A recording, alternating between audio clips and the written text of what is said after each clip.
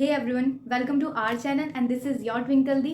तो अभी जस्ट मैंने चैनल स्टार्ट ही किया है, तो मैं बहुत लेट हो गया वीडियोस वगैरह बनाने में। सोच रही थी बनाऊंगी बट टाले जा रही थी। तो अब तो अपन रेगुलर रहेंगे।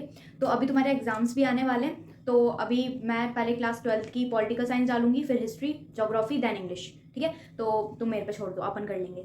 और जो मैं ऐसे अभी जो अभी अभी क्योंकि अब तुम्हारे एग्जाम्स आने वाले हैं, तो मैं मान के चल रही हूँ कि तुमने पढ़ चुका है पूरा। ऑफकोर्स पढ़ लेना भी चाहिए अगर नहीं पढ़ा तो अपन क्या करेंगे, जो इंपॉर्टेंट कीवर्ड्स होते हैं ना, जो मैं तुमको यहाँ पे बोलूँगी नोट कर लेना, उनको हाईलाइट करके आना एग्जाम में। वो ऐसे पॉइंट्स होते हैं जो टीचर ऐसे देखता है ना, तो उनके ऐसे अरे ये पॉइंट तो है, क्योंकि उनको ना वो मिलती है मार्किंग स्कीम। तो उसमें जो पॉइंट्स लिखे होते हैं वो तुम्हारी कॉपी में हो, तो वो तो सही होना है। ठीक है, और क्योंकि हर बार ना ऐसे टाइम नहीं होता है टीचर्स के पास कि वो पूरा आंसर पढ़ें।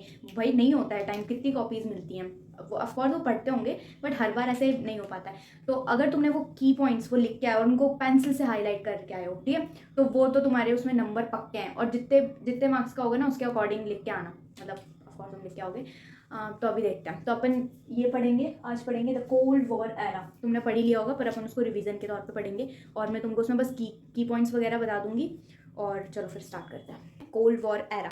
तो कोल्ड वॉर तुम्हें तो पता ही होगा, ये आइडियोलॉजी के ऊपर होता है, जिसमें अपन डायरेक्ट वॉर नहीं करते हैं, राइवलरी होती है अपनी, जो जिसको अपन सपोर्ट करते हैं और उनसे भी सपोर्ट लेते हैं। दूसरे साइड में भी यही होता है, डायरेक्ट वॉर नहीं होता है। और ये अच्छी चीज़ है, डायरेक्ट वॉर नहीं होता है, वरना अगर यहाँ हो जाता तो थर्ड वर्ल्ड वॉर। तो इसका टाइम पीरियड तो अपन को पता ही होगा। इसका टाइम पीरियड था 1930 सॉरी 1945 से लेकर 91 तक, जब जब ये यूएसएसआर अपना डिसइंटीग्रेट हो जाता है। ठीक है, तो अभी हम देखते हैं क्यूबन मिसाइल क्राइसिस, जो अपना इसको जल्दी जल्दी कंप्लीट कर लेंगे, और जो इंपॉर्टेंट पॉइंट बोलूँ उनको हाईलाइट कर लेना तुम भी। तो है क्यूबन मिसाइल क्राइसिस, जो कि क्या होता है उसमें, अप्रैल 1961 में यूएसएसआर जो होता है वो ऐसे डर जाता है। वो डर जाता है कि ये जो यूएसए है ये कहीं इन्वेड ना कर ले क्यूबा को, क्योंकि जो क्यूबा होता है वो अलाई होता है यूएसएसआर का।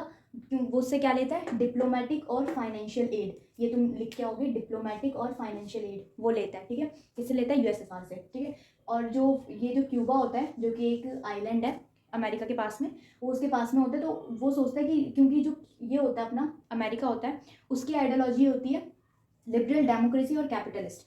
और ईस्टर्न अलायंस जो कि अपना यूएसएसआर होता है, तो यूएसएसआर की होती है सोशलिज्म और कम्युनिज्म। और ये जो होता है क्यूबा, ये आइडियोलॉजी फॉलो कर रहा होता है यूएसएसआर की, क्योंकि आप अभी देखा हमने डिप्लोमेटिक और फाइनेंशियल एड के लिए, ये इंपॉर्टेंट है, डिप्लोमेटिक और फाइनेंशियल एड। और जो क्यूबा का जो हेड होता है मिनिस्टर, वो होता है फेडरल कैस्ट्रो।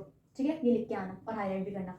फिर जो निकिता खुश्रेव, जो कि यूएसएसआर के हेड होते हैं, वो चाहते थे कि जो क्यूबा है वो उसको रशियन बेस में कन्वर्ट कर लें। ठीक है, फिर 1962 में वो प्लेस कर देते हैं मिसाइल्स को क्यूबा में। ठीक है, ताकि ये कहीं उसमें कन्वर्ट ना हो जाए यूएसए की आइडियोलॉजी में। फिर बाद में 3 वीक बाद में, तीन ये लिख के आना ऐसे, 3 वीक बाद में मतलब 3 वीक्स लेटर, अमेरिका को पता चलता है, वो अवेयर होता है इस चीज़ से कि भाई इसने यूएसए ने तो यहाँ पे मिसाइल वगैरह प्लेस कर दी। ठीक है, फिर जो कि अमेरिका का हेड होता है जॉन एफ कैनेडी। ठीक है, फिर बाद में जो वो उसके एडवाइजर्स वगैरह और जॉन एफ कैनेडी, वो खुद नहीं चाहते कि फुल स्केल वॉर हो, क्योंकि अभी तो 1945 में वॉर, सेकेंड वर्ल्ड वॉर खत्म होता है, उसमें कितना ज़्यादा डिस्ट्रक्शन होता है, ऑल ओवर वर्ल्ड में होता है, चाहे वो उसमें इन्वॉल्व हो चाहे ना हो, डिस्ट्रक्शन हर किसी को फेस करना पड़ा था। तो ना तो जॉन एफ कैनेडी और उसके एडवाइजर दोनों यही चाहते हैं कि फुल स्केल वॉर तो ना ही हो। तो फिर बाद में ये जो जॉन एफ कैनेडी होता है, ये अपने वॉरशिप वगैरह भेज देता है एज अ वार्निंग यूएसए के लिए कि भाई तू अपने ये हटा ले यहाँ से, वरना मैं आ जाऊँगा, मतलब फुल स्केल वॉर हो जानी है अगर तू अपने वॉरशिप वगैरह नहीं हटाएगा। जैसे यहाँ पे उसने न्यूक्लियर मिसाइल्स प्लेस कर दी थी ना, तो उसके लिए। फिर बाद में एक तो अपन को ये करना है फुल स्केल वॉर ना हो इस वजह से। और ये 3 वीक्स लेटर, और ये नोट करिए जो लिखा है ना, निकिता खुशरेव का, जॉन एफ कैनेडी और ये फेडरल कैस्ट्रो, ये लिख के आना। फिर बाद में वर्ल्ड जो होता है, both side decided to avoid war. तो जो बोथ साइड जो होते हैं वो यार नहीं चाहते कि अभी फुल स्केल वॉर हो, और जो यूएसए ने वो इसीलिए प्लेस किए थे बस ये उसमें चेंज ना हो जाए इस वजह से, वरना वो भी नहीं चाहता था कि फुल स्केल वॉर हो, क्योंकि अगर हो जाता तो पता ही है फिर।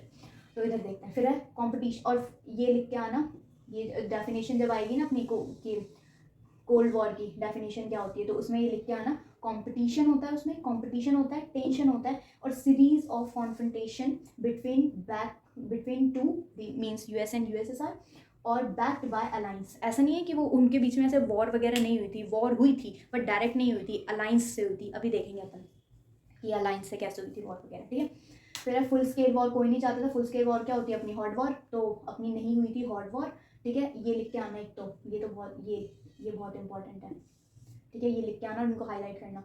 फिर कोल्ड वॉर, जिसमें कि कोल्ड वॉर में क्या होता है अपना, नॉट ओनली राइवलरीज, मतलब कि hard power, military alliance, hard power और बैलेंस ऑफ पावर, सिर्फ यही नहीं होता है, ये तो होता ही है, पर इसके अलावा भी क्या होता है? रियल आइडियोलॉजी, आइडियोलॉजी का गेम होता है सारा। अभी आइडियोलॉजी का ये, वरना वो निकिता खुश रहे वहाँ पे न्यूक्लियर मिसाइल भेजता ही क्यों, है ना? आइडियोलॉजी के वजह से हुआ था यहाँ पे कि भाई मेरी आइडियोलॉजी अच्छी है, मैं सुपीरियर हूँ, ऐसे। और ये भी इंपॉर्टेंट है, ठीक है, ये इंपॉर्टेंट है। फिर बाद में वेस्टर्न अलायंस को कौन हेड कर रहा था? ये अपना यूएसए, और ईस्टर्न को कर रहा था यूएसएसआर, जो कि यूएसए की आइडियोलॉजी थी। ये ऑफ कोर्स इंपॉर्टेंट है, ये करके ही आना है, वैसे सारी इंपॉर्टेंट ही लिखे हैं यहाँ पे, ठीक है। तो जो वेस्टर्न अलायंस होता है उसको हेड कर रहा था यूएसए, जो कि उसकी आइडियोलॉजी होती है लिबरल डेमोक्रेसी एंड कैपिटलिज्म, ठीक है। और जो अपना ये होता है ईस्टर्न अलायंस, इसकी होती है सोशलिज्म एंड कम्युनलिज्म। फिर देख, ये अपना हो गया, तो इसमें देखो क्या क्या करके आना है। एक तो ये तो ऑफ कोर्स ये करना ही पड़ेगा। फिर बाद में फेडरल गैस्ट्रो को कर देना, और न्यूक्लियर मिसाइल वहाँ पे प्लेस कर दी थी। क्यूबा ऐसा होगा भाई, क्या ही रिलेशन था उसका जो उसने वहाँ पे अपनी न्यूक्लियर मिसाइल रख दी, वो उससे क्या लेता था? एड लेता था, डिप्लोमेटिक और फाइनेंशियल एड लेता था, इस वजह से, ठीक है। निकिता खुशदेव, और ये कर देना जॉन एफ कैनेडी का 3 वीक लेटर। और ये डेफिनेशन बहुत ज़्यादा इंपॉर्टेंट है। तुम ऐसा है ना कि कोल्ड वॉर की डेफिनेशन के अब शॉर्ट मार्क भी आएंगे, तो ये इंपॉर्टेंट है।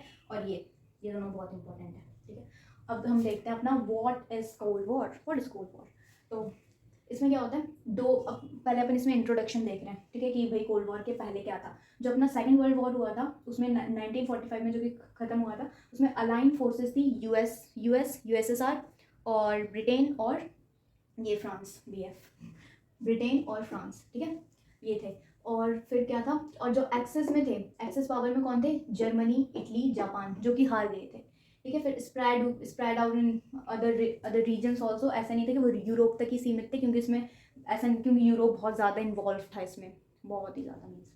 तो ऐसा नहीं है कि वो सिर्फ यूरोप तक ही सीमित थे। Spread out to other spread out to region outside Europe, South East Asia, China, Burma means present day Myanmar. ये इधर लिख लो भाई, तुम ये लिख के आना है ऐसे, ये ना ऐसे लिख के आना कि प्रेजेंट डे म्यांमार और नॉर्थ ईस्ट इंडिया, ठीक है। तो और ये जो अपना ये सेकंड वर्ल्ड वॉर हुआ था, ये इक्वल था फर्स्ट वर्ल्ड वॉर के, क्यों डिस्ट्रक्शन वगैरह में देखें हम तो सेकंड वर्ल्ड वॉर के बिल्कुल इक्वल था, क्योंकि बहुत ज़्यादा लाइफ का डिस्ट्रक्शन हुआ था। इकोनॉमी हर एक कंट्री की गिर गई थी, मतलब बहुत ही ज़्यादा ब्रूटल था दोनों ही, ठीक है। First world war is equal to second world war, वो था ब्रूटल, ठीक है। फिर अपन देखते हैं कि सेकेंड वर्ल्ड वॉर जब ख़त्म हुआ था जब, तो उसकी स्टार्टिंग में कोल्ड वॉर, फिर कोल्ड वॉर की वो स्टार्टिंग थी, मतलब फिर डिप्लोमेटिक, फिर और वो कोल्ड वॉर रुका कैसे था? वैसे ये वो नहीं है, ये एग्जाम में आया ऐसे, ये तो सिर्फ इंट्रोडक्शन के लिए, पर फिर मैं करा रही हूँ। ये सिर्फ इंट्रोडक्शन के लिए, ये ऐसे नहीं आएगा कि कोल्ड वॉर के पहले क्या हुआ था, ये नहीं है। अभी अपन उसकी डेफिनेशन देखेंगे, जैसे ये अभी डेफिनेशन थी, वैसे ये ऐसे नहीं आता। हाँ, तो अभी सेकेंड वर्ल्ड वॉर जो ख़त्म हो गया था उसकी, और स्टार्टिंग थी कोल्ड वॉर की। तो यूएसए जो है वो ड्रॉप कर देता है 2 एटॉमिक बॉम्ब, हिरोशिमा और नागासाकी, जापान में ना एक। और जो हिरोशिमा में करता है उसका नाम होता है लिटिल बॉय। ये ऐसे ना एडिशन है, मतलब एडिशनल बता रही हूँ मैं, ये लिटिल बॉय और फैटमैन, ये तुम लिख के आओगे ना बढ़िया लगेगा, लिख के आना ये। जो 2 एटॉमिक बॉम्ब जो गिराता है हिरोशिमा में, उसका होता है लिटिल बॉय, और जो नागासाकी में गिराता है उसका नाम होता है फैटमैन। 6 ऑफ अगस्त में यहाँ पे हिरोशिमा में गिराता है, और 9 ऑफ अगस्त में फैटमैन गिराता है ये अपना नागासाकी में, अगस्त इन 1945, ठीक है।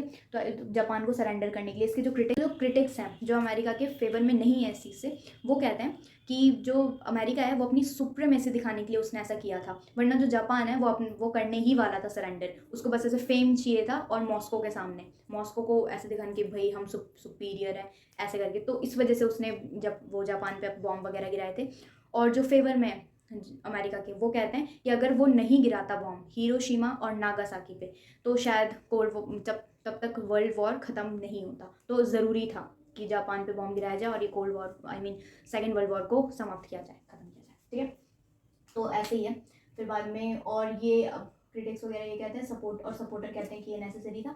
वॉर जो है वो कोई बियर नहीं कर पा रहा था यार, बिकॉज अभी बताया कि ड्रेन आउट हो गई थी पूरी इकोनॉमी, पूरा सब कुछ डिस्ट्रक्शन वगैरह हो गया है, लाइफ वगैरह बहुत हार्ड हो गई थी, है ना, वॉर्स में, तो कोई इसको बियर नहीं कर पा रहा था। और provocation, neither side afford war, मतलब ना तो यूएसए कर सकता था अब वॉर को अफोर्ड, और ना ही यूएसएसआर, ठीक है। तो वो दोनों ही, तभी तो कोल्ड वॉर स्टार्ट हो गया, वरना अगर ये यहाँ पे नहीं रुकते, ये जो है अपना जॉन एफ कैनेडी अगर देख लेते कि भाई इसने तो न्यूक्लियर मिसाइल वहाँ पे प्लेस कर दिए थे, और ये भी लेके चले जाते न्यूक्लियर मिसाइल की भाई अब तो वॉर, तो थर्ड वॉर स्टार्ट हो चुकी होती। पर ये लोग क्या कर रहे थे, प्रोहिबिट कर रहे थे उस चीज़ से कि ताकि अभी थर्ड वर्ल्ड वॉर ना हो, ठीक है। और ये इंपॉर्टेंट है ये अपना logic of deterrence. Logic of deterrence का मतलब है कि बोथ साइड है, उनके बोथ साइड मीन्स अपना यूएस और यूएसए दोनों के पास कैपेसिटी है, बिकॉज इनके पास भी बहुत ज़्यादा न्यूक्लियर पावर है, इनके पास भी, और अगर ये दोनों स्टार्ट हो गए तो डिस्ट्रक्शन तो हो नहीं है फिर। इस वजह से इसका मतलब होता है लॉजिक ऑफ डिटरेंस का, कि अगर हमने न्यूक्लियर वेपन्स वगैरह किए तो ऑफकोर्स वो भी करेंगे, और फिर क्या होना है पता ही है। तो कैपेसिटी दोनों के पास है, पर डिस्ट्रक्शन का डर है, इस वजह से दोनों नहीं कर रहे हैं, ठीक है। तो इसको बोलते हैं अपन लॉजिक ऑफ डिटरेंस, और ये मेन रोल प्ले किया, तभी अपना थर्ड वर्ल्ड वॉर नहीं हुआ। इसको मेंशन करके आना, लॉजिक ऑफ डिटरेंस की वजह से अपना ये थर्ड वर्ल्ड वॉर नहीं हुआ, ठीक है।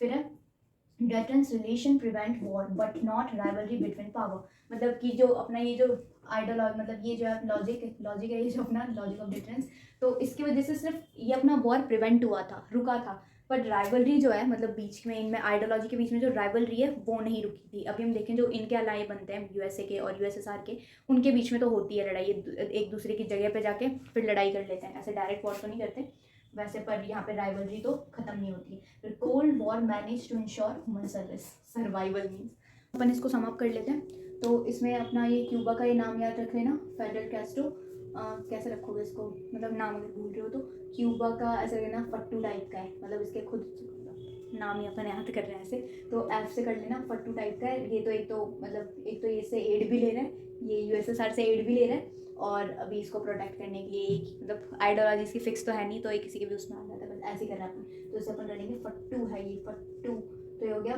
फाइडल कैस्ट्रो, ठीक है, ऐसे करने हैं।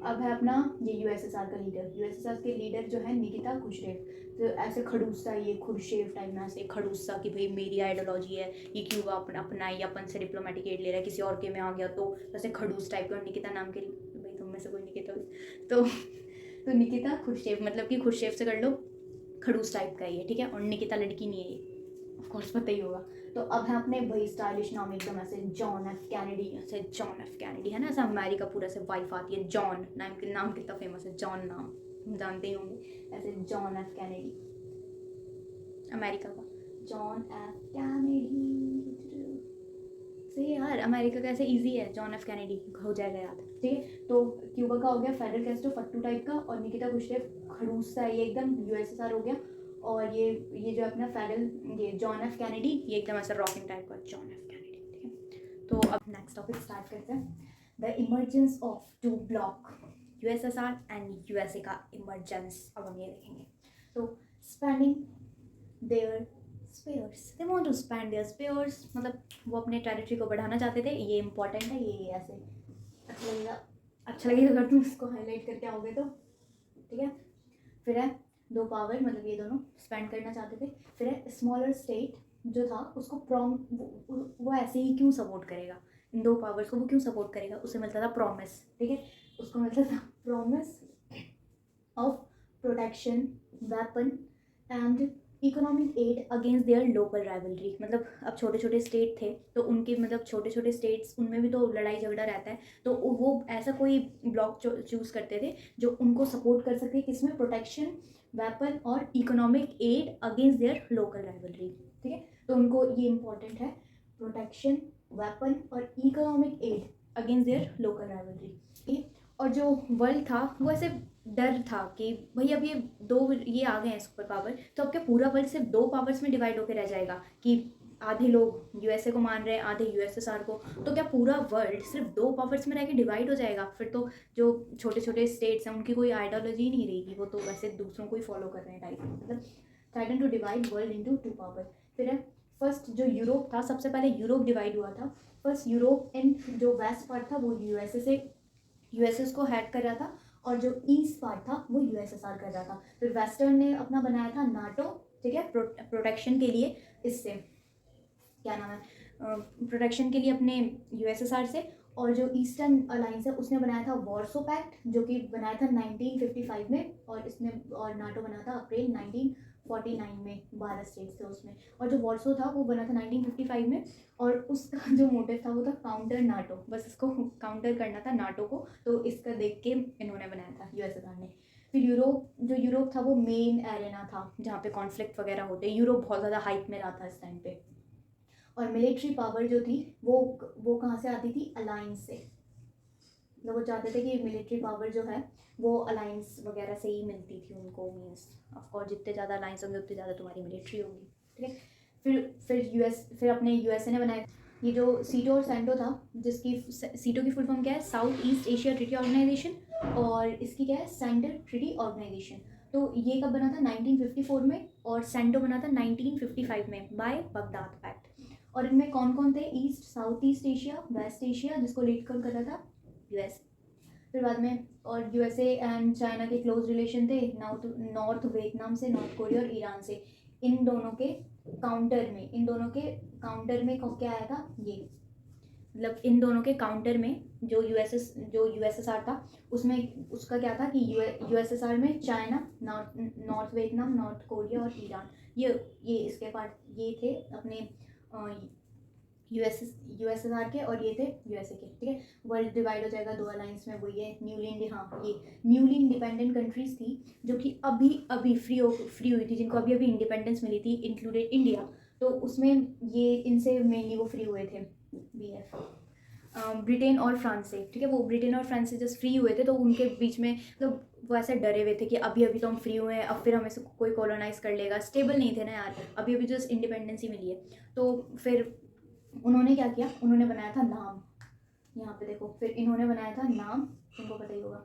और communist China user believe brief war, और ये जो था ना, और ये तो ऐसे बकवास, ये इतना इंपॉर्टेंट नहीं है। कम्युनिस्ट चाइना के अच्छे रिलेशन नहीं थे, ब्रीफ वॉर हुई थी इनके बीच में 1950 में, और ट्रीटी के, ये इंपॉर्टेंट नहीं है, ठीक है।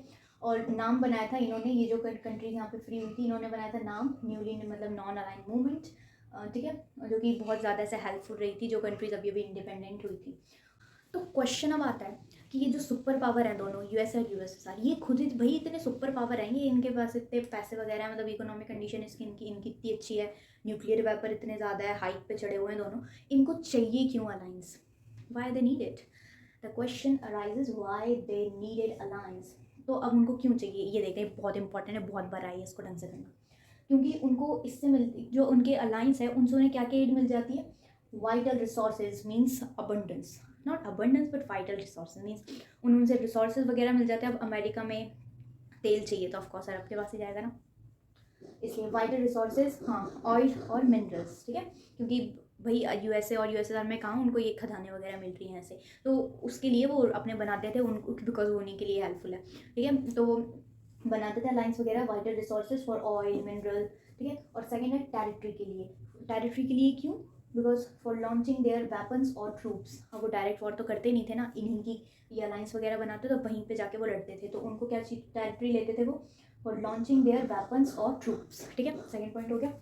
And third one is location के लिए, लोकेशन क्यों, स्पाई करने के लिए, जासूसी करने के लिए, ठीक है। फिर इकोनॉमिक सपोर्ट के लिए, क्योंकि जो इनका आधे से ज़्यादा जो मिलिट्री का खर्चा था वो इन अलायंस से ही निकल जाता था, तो मिलिट्री अलायंस के लिए। लॉयल्टी ऑफ अलायंस, वो क्यों इंपॉर्टेंट है, for strong and winning ideology के लिए। अब जितने ज़्यादा लोग जिसको सपोर्ट करेंगे वो दिखाएगा कि इसकी आइडियोलॉजी ज़्यादा स्ट्रॉन्ग है। मानो लोग अगर यूएसएसआर सोवियत यूनियन को अगर ज़्यादा सपोर्ट कर रहे हैं तो ऑफकोर्स ये लगेगा कि भाई इसकी आइडियोलॉजी ज़्यादा स्ट्रॉन्ग है, मीन्स कम्युनिस्ट और सोशलिस्ट आइडियोलॉजी, ठीक है। और फिर ये दिखाएगा कि और यूएसए की में भी वीक है, और उनकी क्या थी, लिबरल डेमोक्रेसी और कैपिटलिस्ट। अब ये टॉपिक अपना हो गया, ठीक है। अब आता है अपना एरिनास ऑफ कोल्ड वॉर, ये कहाँ कहाँ पर अपना कोल्ड वॉर हुए थे, अब हम ये सब देखते हैं, ठीक है। मतलब कोल्ड वॉर हुआ था उनके अलायंस की हेल्प से, कहाँ पर हुए थे, ये एग्जांपल अपने स्टार्टिंग में ही देख लिया था क्यूबन मिसाइल क्राइसिस का, ठीक है। और पर ऐसे ही बहुत हुए थे, कैसे हुए थे, और इसमें डायरेक्ट कॉन्फ्रंटेशन हुआ था, ऑफ कोर्स डायरेक्ट ही होगा इनमें, तो ऐसे ये अपनी अपनी कंट्रीज से नहीं लड़ रहे थे, दूसरों की कंट्रीज में जाके लड़ रहे थे, वहाँ पे हुआ था इनका डायरेक्ट कॉन्फ्रंटेशन। इसको तो तुम मेंशन कर ही देना, ऑफ कोर्स करना ही पड़ेगा इसको।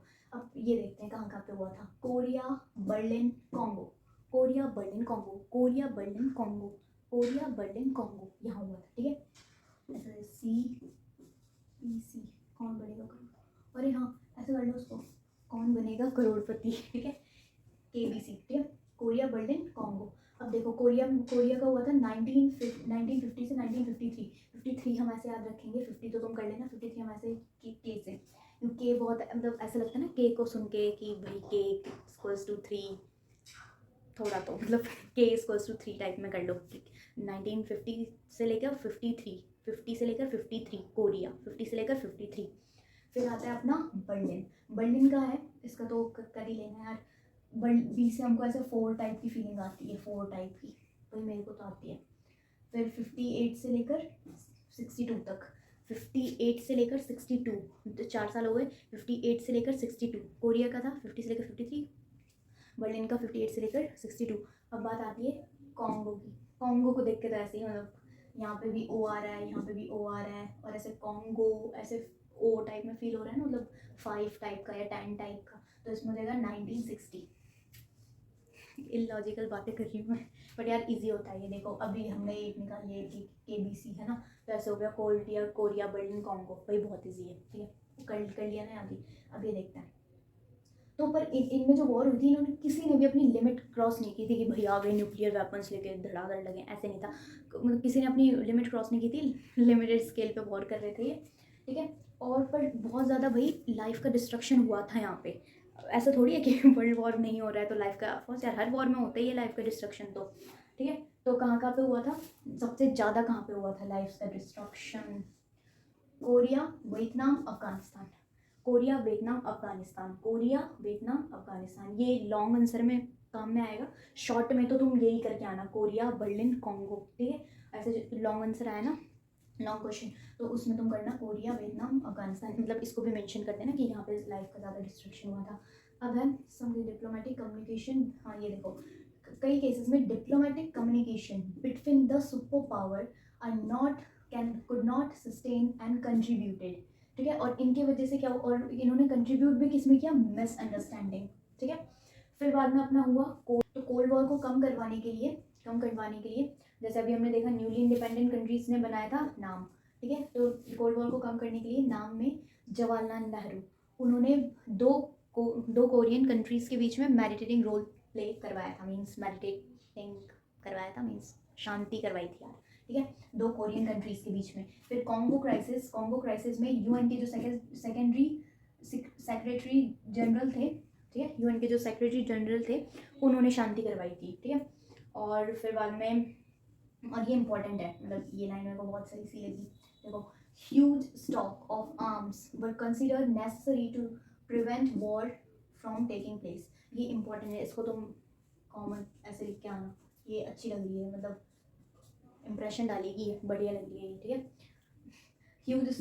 Huge stock of arms were considered to be necessary to prevent war taking place. ये बहुत सही है। देखो अगर USA या फिर USSR के पास में कोई भी, अगर इन दोनों में से कोई भी ऐसे कम होता तो वॉर हो जाती। मानो अगर USSR कम होता तो फिर USA, अमेरिका उसके ऊपर कर देता वॉर। वो देखता भाई ये यहाँ पे क्यूबा में मिसाइल वगैरह रखता है, वो नहीं रुकता, वो भाई कर देता उसके ऊपर इन्वेड, है ना। पर उसने इसलिए नहीं किया क्योंकि उसे पता था कि भाई USSR के पास में भी उतनी ही पावर है, उतने ही न्यूक्लियर वेपन्स है, अगर दोनों भिड़ गए तो बहुत भयंकर, मतलब थर्ड वर्ल्ड वॉर हो जानी है। इसलिए है यहाँ पे, इसलिए यहाँ पे ऐसे लिखा है ह्यूज स्टॉक ऑफ आर्म्स, ठीक है, were considered to be necessary to prevent war from taking place.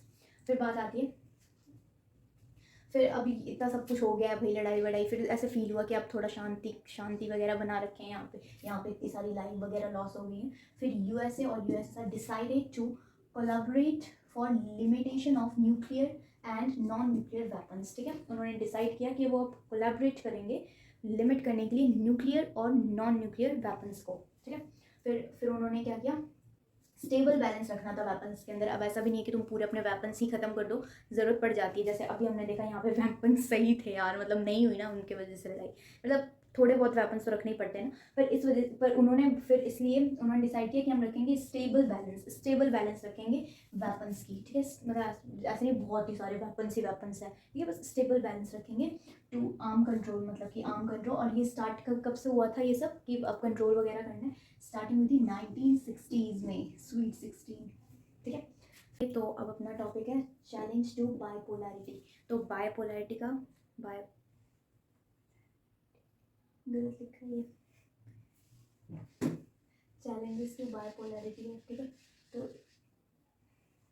तो इसमें क्या था ये देखते हैं। तो दो पावर जो अपनी थी ना, तो इसके अलावा जो नाम बना था वो ऑफर कर रहा था न्यू इंडिपेंडेंट कंट्रीज, जो अभी अभी जस्ट इंडिपेंडेंट हुई थी उनको वो ऑफर कर रहा था। जैसे कि उसमें कौन कौन थी, एशिया, अफ्रीका, लैटिन अमेरिका, और उनको वो अपना नाम क्या दे रहा था, थर्ड ऑप्शन, कि तुम इसको ज्वाइन कर सकते हो, थर्ड ऑप्शन दे रहा था, ठीक है।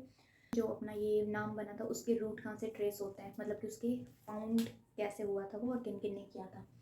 तो इसके रूट ट्रेस बैक होते हैं जब यूगोस्लाविया के जोसेफ ब्राउन टीटो, इंडिया के जवाहरलाल नेहरू, इजिप्ट के गामल अब्देल नासिर और इंडोनेशिया गाना, ये पांचों मिले थे। मीटिंग हुई थी इनकी 1956 में। मेनली 3 थे, यूगोस्लाविया, इंडिया और इजिप्ट, ये 3 थे, और इनको सपोर्ट किया था इंडोनेशिया और गाना ने, ठीक है। इसको अपन ऐसे याद कर लेते हैं, यूगोस्लाविया, इंडिया पे स्क्वायर, यूगोस्लाविया, इंडिया पे स्क्वायर लगा देते हैं, 2 बार आई गई, और फिर ई और जी, तो उसको ऐसे कर लेते हैं। हाँ, ये इंडिया इतना ग्लोरियस, ये इंडिया इतना ग्लोरियस, ये से वाई से हो गया यूगोस्लाविया, इंडिया से इंडिया और इंडोनेशिया, इतना से हो गया अपना इजिप्ट, और जी से हो गया गाना, मीन्स ग्लोरियस, ठीक है। तो ये हो गया अपना 5। और फिर बाद में हाँ, तो इन्होंने फाउंड किया था और इनकी मीटिंग हुई थी 1956 में। और फर्स्ट समिट वो हुई थी बेलग्रेड में 1961 में। फर्स्ट समिट जो हुई थी ना ऑफिशियल, तो वो हुई थी 1961 में, ठीक है। और इनके जो मेन जो इनके वो थे, मतलब काउंटर करने के लिए, और कल्मिनेशन ऑफ थ्री फैक्टर्स। तो पहला था कॉरपोरेशन, वो कॉरपोरेशन करने का मोटिव था उनका इन 5 कंट्रीज़ में, ठीक है, कॉरपोरेशन इन 5 कंट्रीज़। और कोल्ड वॉर की टेंशन बहुत ज़्यादा थी, तो उसको काउंटर करने के लिए, क्योंकि बहुत ज़्यादा ही थी, या तो इसको ज्वाइन करो या इसको ज्वाइन करो, तो उसको काउंटर करने के लिए। और newly decolonised African into the international arena और अदर, ठीक है। न्यूली डिकोलोनाइज जो अफ्रीकन हो रहे थे उनको हमारे बाद ही इंडिपेंडेंस मिली थी, तो बाद में जो न्यूली डिकोलोनाइज अफ्रीकन्स थे और दूसरे जो कंट्रीज थे उनके लिए भी बहुत सही था, ठीक है। 3 फैक्टर्स हो गए इसके, कॉरपोरेशन टेंशन के लिए और न्यूली डिकोलोनाइज्ड कंट्रीज़ के लिए, ठीक है। और जो अपनी फर्स्ट समिट जो हुई थी उसमें 25 स्टेट्स थे, ठीक है। फर्स्ट कहाँ थी, बेलग्रेड में, जिसमें थे 25 स्टेट्स, ठीक है। और जो लेटेस्ट जो अपनी समिट हुई थी वो हुई थी 18 समिट, जो कि हुई थी अजरबैजान में हुई थी इन 2019 में हुई थी। लेटेस्ट समिट कब हुई थी, अभी 2019 में हुई थी। 18 समिट थी वो, जिसमें 120 मेंबर्स थे और 12 थे ऑब्जर्वर कंट्री, ठीक है। डन। फिर बाद में वेरियस डिफिकल्ट, और जो कि अलग अलग जो थे पॉलिटिकल सिस्टम और इंटरेस्ट ने ज्वाइन किया था, और इसकी वजह से बहुत लेस होमोजीनियस हो गया था, और डिफ़िकल्टीज़ भी अराइज हो रही थी बहुत सारे, मतलब अब बहुत सारी कंट्रीज़ डिकोलोनाइज हो रही हैं, तो वो नाम को ज्वाइन करने लगी, तो इस वजह से लेस होमोजीनियस हो रहा था। और क्वेश्चन खड़ा हो रहा था कि ये मतलब ये नाम का मेन मोटिव क्या है, मतलब बेसिक इसकी आइडियोलॉजी है क्या, ऐसे डिफाइन नहीं थी इसकी नाम की। तो ऐसे क्वेश्चन होता कि तुम क्यों हो, मतलब क्या मोटिव है तुम्हारा, तो क्यों खड़े हो, तो मतलब स्टैंड क्यों हो, तो ठीक है। तो क्योंकि तो ऐसा नहीं था कि इसको बस अलायंस नहीं, इसको मेंबर नहीं बनना था अलायंस का, सिर्फ यही नहीं था, ये स्टेइंग अवे रहना चाहता था दूर से, मतलब स्टेइंग अवे होना चाहता था ये वॉर वगैरह से, ठीक है। तो इसको हम ये कंसीडर नहीं कर सकते कि ये आइसोलेशन है और न्यूट्रल है, ठीक है, आइसोलेशन है और न्यूट्रल है, मतलब अगर हम चाहते हैं कि हम किसी के हम पार्ट नहीं बने और हम वॉर वगैरह से दूर रहें, तो इसका मतलब ये नहीं है कि हम आइसोलेशन फॉलो कर रहे हैं या फिर हम न्यूट्रल रह रहे हैं। इसका मतलब ये बिल्कुल भी नहीं है, क्योंकि हमने पहले पढ़ा था कि जवाहरलाल नेहरू ने जवाहरलाल नेहरू ने कोरिया में करवाया था मेडिटेटिंग रोल, और जो वो यूनाइटेड नेशन के जो जनरल सेक्रेटरी थे उन्होंने करवाया था कॉन्गो में। तो ऐसा बिल्कुल भी नहीं है कि हम लोग वो नहीं थे, मतलब कि हमको कोई फ़र्क ही नहीं पड़ रहा था अब देश में क्या हो रहा है क्या नहीं हो रहा। ऑफ कोर्स हमें फ़र्क पड़ रहा था, हम शांति करवाना चाहते थे यार, बेसिक सी यही बात है। ठीक है, तो अब हम देखते हैं।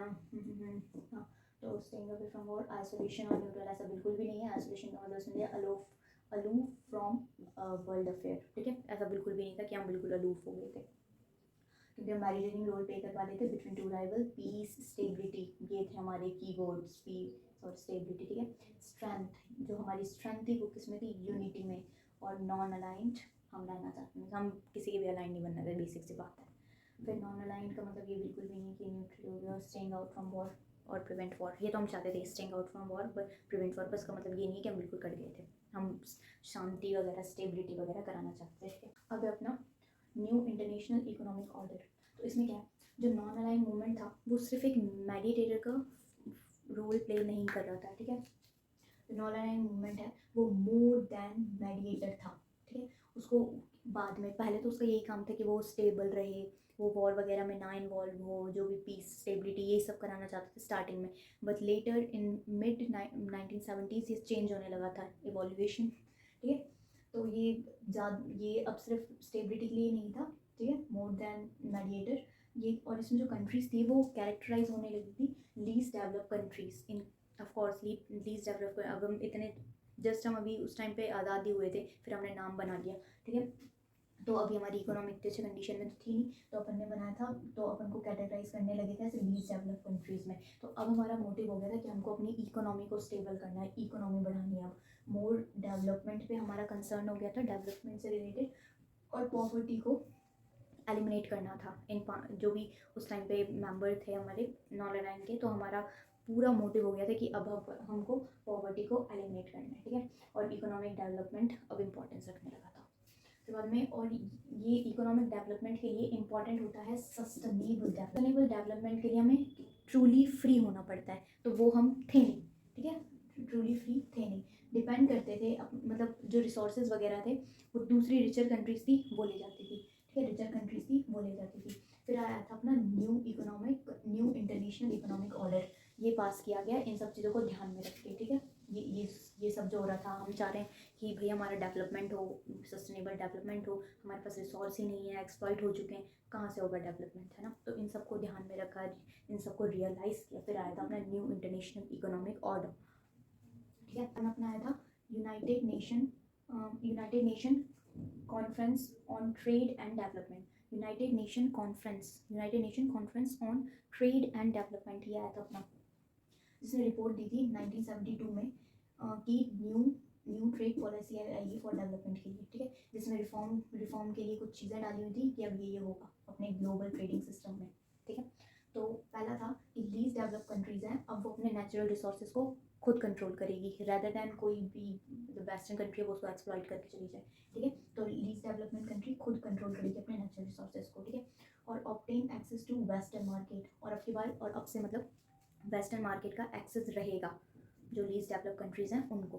ठीक है, ताकि वो सेल कर सकें अपने सामान को, है ना। ऑफकोर्स पहले से बहुत ज़्यादा हैवी टैक्सेस वगैरह लगा देते, तो अब वो कम किए गए अपने लीस्ट डेवलप कंट्रीज़ के लिए। ठीक है, वेस्टर्न मार्केट का एक्सेस दिया गया ताकि लीस्ट डेवलपमेंट कंट्रीज़ जो हैं वो सेल कर सकें सामान वगैरह। ठीक है, तो रिड्यूस कॉस्ट ऑफ टेक्नोलॉजी, और टेक्नोलॉजी तो पता ही है भाई, की प्लेयर है वो तो अपने डेवलपमेंट के लिए, मेनली इकोनॉमिक डेवलपमेंट के लिए टेक्नोलॉजी तो बहुत इंपॉर्टेंट होती है, तो उसकी कॉस्ट थोड़ी कम करी गई अपने LDC मेंबर्स के लिए। ठीक है, और western countries and provide LDC greater role in international institution, जो लीस्ट डेवलपमेंट कंट्रीज़ है उनको ग्रेटर रोल दिया गया। ठीक है, फॉर इंटरनेशनल इंस्टीट्यूशन में उन्हें पार्ट दिया गया, जैसे इंटरनेशनल इंस्टीट्यूट हो गया अपने वर्ल्ड हेल्थ ऑर्गेनाइजेशन, पहले उस टाइम पे नहीं बना था, पर जैसे कि अपना यूनाइटेड नेशन वगैरह, तो इसमें उनको भी पार्ट दिया गया। ठीक है, और नेचर जो नॉन अलाइन मूवमेंट का है वो इकोनॉमिक इशू पे हो गया, जैसा भी बताया मैंने। और 1917 से ये चेंज होने लगा था कि जो अपने नॉन अलाइन के जो मेंबर्स थे वो इकोनॉमिक इशू से लेकर ज़्यादा कंसर्न हो गए थे, ठीक है।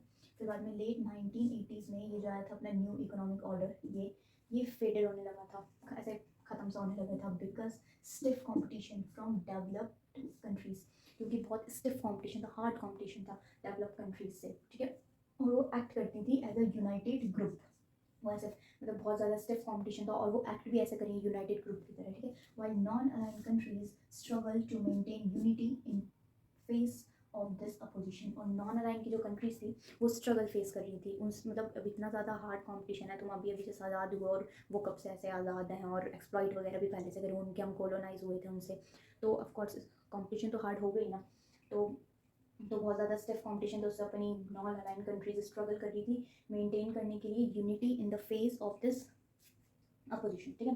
तो यहाँ तो अब अपना यहाँ तक हो गया, यहीं तक बहुत इंपॉर्टेंट था। और जो लास्ट में दिया अपना इंडिया एंड कोल्ड वॉर, वो ज़्यादा इंपॉर्टेंट नहीं है, उस एग्ज़ाम में क्वेश्चन नहीं आते। बट अगर ऐसे शॉर्ट मार्क वगैरह का आता है छोटा मोटा क्वेश्चन, है ना, तो कम मार्क्स का, तो उसमें अपनी ये इंपॉर्टेंट है फ्रेंडशिप ट्रीटी, जो अपनी फ्रेंडशिप ट्रीटी हुई थी, जो कि इंदिरा गांधी ने साइन की थी यूएसएसआर के साथ में अगस्त में की थी 1971, ये इंपॉर्टेंट है, ठीक है। फ्रेंडशिप ट्रीटी साइन की थी अगस्त में 1971 में यूएसएसआर के साथ, जो कि थी 20 ईयर्स के लिए, ठीक है। और पर इससे जब बाद में ये जो फ्रेंडशिप ट्रीटी साइन कर ली थी, तो इंडिया को ऐसा अपोजिशन आने लगा था कि तुम तो भाई नॉन अलाइन फॉलो करते हो और तुम तो फ्रेंडशिप ट्रीटी साइन कर रहे हो, तुम तो ऐसे बायस्ड हो रहे हो। फिर जो इंडिया का जो काउंटर एग्रीमेंट था, तो उन्होंने तो इंडिया का ये कहना था कि इसका मतलब ये नहीं है कि हमने किसी के साथ फ्रेंडशिप ट्रीटी साइन की है तो हमारे रिलेशन किसी और के साथ ख़राब हो जाएंगे या फिर हम इन्हीं के पक्ष में चले जाएंगे पूरा, इसका मतलब ये नहीं है। हमने सिर्फ अपने बेनिफिट को देख के इनके साथ हमने फ्रेंडशिप ट्रीटी साइन की है, और हम जब फ्यूचर में हमें और ज़रूरत पड़ेगी किसी और कंट्रीज़ के साथ तो भी हम करेंगे, ठीक है। तो अभी अपना चैप्टर ख़त्म हो गया, अब थोड़े इंपॉर्टेंट पॉइंट्स वगैरह देख लेते हैं। तो ये इंपॉर्टेंट है रूट, ठीक है, जिसमें अपने 5 नंबर दिए हुए हैं। कब हुई थी पहली मीटिंग मतलब पहले नॉन ऑफिशियल टाइप में जो मीटिंग हुई थी इन पांचों की, वो हुई थी अपने 1951 में। फिर जो फर्स्ट समिट हुई थी वो हुई थी बेलग्रेड में 1961 में 25 स्टेट्स के साथ, ये इंपॉर्टेंट है। और ये भी इंपॉर्टेंट है, 5 फैक्टर्स क्या क्या थे नॉन अलाइन मूवमेंट के। Corporation of 5 country, cold war की टेंशन खत्म करना, और न्यूली डिकोलोनाइज कंट्रीज़ को कि कई कैसे अदर ऑप्शन बन गया था कि इसको भी ज्वाइन कर सकते हैं, जो कि और जो कोई भी कंट्री अगर इन दो में थे, मतलब यूएस और यूएसएसआर का पार्ट नहीं बनना चाहते तो, ठीक है। और ये तो है इंपॉर्टेंट कि भाई लेटेस्ट काउंट थी 18 समिट हुई थी 2019 में, और ठीक है। और ये कर लेना कि मेडिटेटिंग रोल तो था ही इसका, बट ये ऐसा नहीं है कि बिल्कुल आइसोलेट हो गया था नॉन अलाइन के जो मेंबर थे, ऐसा बिल्कुल भी नहीं है। वरना अगर हो जाते तो उन्हें फ़र्क भी नहीं पड़ता कौन कहाँ पे लड़ रहा है ना, पर ये यहाँ पे पीस और स्टेबिलिटी करा रहे थे, ठीक है। बस वो वॉर वगैरह को प्रिवेंट करना चाहते थे। और यहाँ पे देख लेते हैं, तो ये तो बहुत इंपॉर्टेंट है, ये न्यू इंटरनेशनल इकोनॉमिक ऑर्डर में क्या क्या आया था। फिर बाद में ये जो अपना आया था ये United nation conference for trade and development, इनकी जो रिपोर्ट दी गई थी 1972 में, उसमें क्या क्या पॉइंट्स थे, तो ये पूरे 4 पॉइंट्स याद कर लेना, ये तो इंपॉर्टेंट है, ठीक है। इससे तो डायरेक्ट क्वेश्चन आएगा। और फिर बाद में फेड हो गया था, ये फेड क्यों हुआ था, इसमें लॉन्ग क्वेश्चन नहीं आएगा, इसमें 2-3 मार्क्स का ही आएगा, शॉर्ट क्वेश्चन आएगा, तो इसको भी पढ़ लेना। सिंपल ये तो क्यों हुआ था, क्योंकि बहुत ज़्यादा स्टिफ कंपटीशन था, वो फेस नहीं कर पा रही थी लीस्ट डेवलप कंट्रीज़, इस वजह से। और फ्रेंडशिप ट्रीटी तो ठीक है, ये तो दैट्स इट, अपना फर्स्ट चैप्टर हो गया। और ये मेरी फर्स्ट वीडियो थी और जिसमें मैंने ये फर्स्ट चैप्टर कंप्लीट कराया, तो अब हम नेक्स्ट चैप्टर पढ़ेंगे, ठीक है। और तुम्हारा एग्जाम से पहले मैं करा ही दूँगी पूरा, इसमें हम ज़्यादा हम डेप्थ में नहीं जा रहे हैं, सिर्फ इंपॉर्टेंट जो टॉपिक हैं और जो भी इंपॉर्टेंट कीवर्ड्स हैं हमसे वही पढ़ रहे हैं, ठीक है, एज अ रिवीजन पर्पज़, ठीक है। तो ठीक है, अब नेक्स्ट वीडियो में मिलते हैं, बाय, और सब्सक्राइब कर देना चैनल, बाय।